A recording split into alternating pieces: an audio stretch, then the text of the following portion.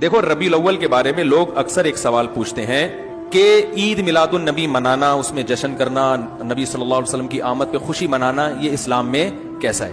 پہلی بات تو یہ کہ 12 ربیع الاول نبی کا یوم ولادت ہے، اس پر کوئی صحیح روایت موجود نہیں ہے۔ اگر ہے تو بھائی کوئی دکھا دے، بھائی یہ روایت ہے، اس کے یہ راوی ہیں، سارے ثقہ راوی ہیں، ایسی کوئی روایت موجود نہیں ہے۔ اور اس کی وجہ یہی ہے کہ اللہ تعالیٰ نے اپنے نبی کی ولادت کے دن کو امت سے چھپا لیا ہے تاکہ اس میں خرافات نہ، کیونکہ پچھلی امتوں نے کیا نا اپنے انبیاء کی ولادتوں کے دن کے ساتھ۔ لیکن اگر فرض کر لیں، لوگ بحث کرتے ہیں نہیں جی فلاں نے لکھا ہے تو فلاں نے لکھا ہے، چلو مان لیا کہ 12 ربیع الاول نبی کا یوم ولادت ہے، تو ہمیں رسول اللہ صلی اللہ علیہ وسلم کی سیرت میں یوم ولادت پہ کیا کرنا ملتا ہے؟ احادیث صحیحہ سے صحیح حدیث ہے کہ نبی صلی اللہ علیہ وسلم پیر کے دن کا روزہ رکھتے تھے۔ صحابہ نے پوچھا کیوں؟ آپ نے فرمایا یہ میرا یوم ولادت، پیر کو آپ پیدا ہوئے۔ اب دیکھو پیر کو نبی نے روزہ رکھ کے یہ بتا دیا کہ اس میں عید کا تصور نہیں ہے، کیونکہ عید اور روزہ جمع نہیں ہو سکتی۔